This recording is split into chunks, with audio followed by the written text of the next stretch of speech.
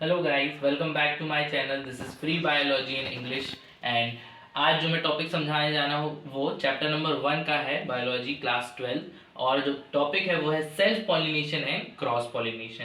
पहले हमें self pollination और क्रॉस पॉलिनेशन समझने से पहले हमें एंजियोस्पर्मिक जो फ्लावर्स होते हैं इनका डायग्राम समझना पड़ेगा, इनका स्ट्रक्चर समझना पड़ेगा।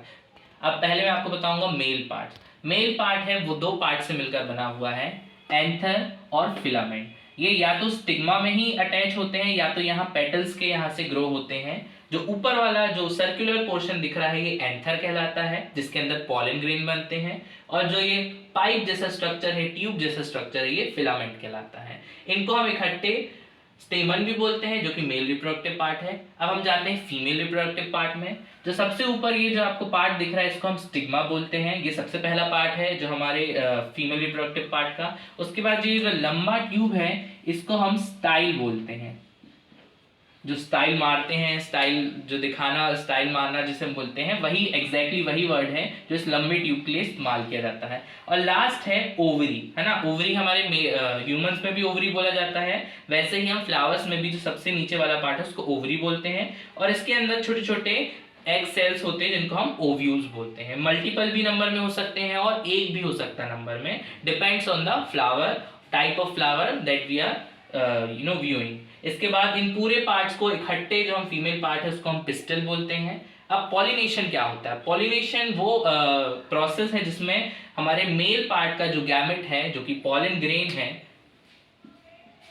पॉलन जो होता है वो जब मैच्योर इतना हो जाता है कि एंथर से बाहर आए तो वो हवा के थ्रू या किसी और माध्यम के थ्रू, मीडियम के थ्रू वो उड़ के जाता है, फीमेल पार्ट को रीच करता है।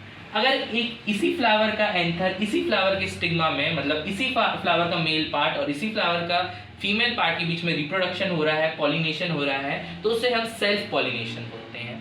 और सिमिलरली अगर एक फ्लावर एक प्लांट का और दूसरा फ्लावर उसी प्लांट का है और उन दोनों में भी अगर पॉलिनेशन हो रहा है तो उसको भी हम सेल्फ पॉलिनेशन बोलते हैं।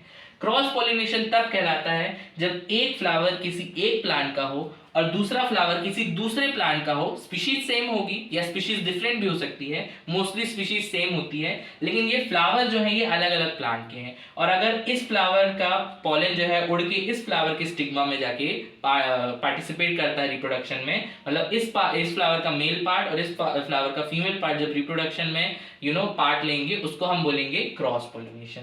क्योंकि यहाँ दो अलग अलग प्लांट की बात हो रही है। यहाँ पर या तो एक ही फ्लावर की बात हो रही है या तो दो फ्लावर जो कि एक ही प्लांट के हैं, लेकिन ये जो है इसमें दो अलग अलग प्लांट हैं और दो अलग अलग फ्लावर हैं। इसको हम क्रॉस पॉलिनेशन बोलते हैं। तो I hope this video help you. और ये था cross pollination and self pollination chapter number 1 का।